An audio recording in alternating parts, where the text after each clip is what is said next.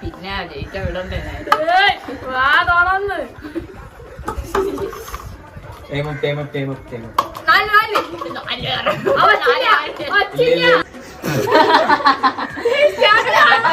മണ്ടടം പോലെ ഇരിക്കുന്നവരെ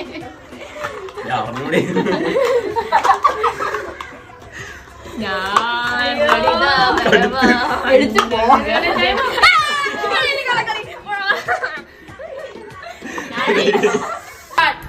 ഇത് വീട്ടിൽ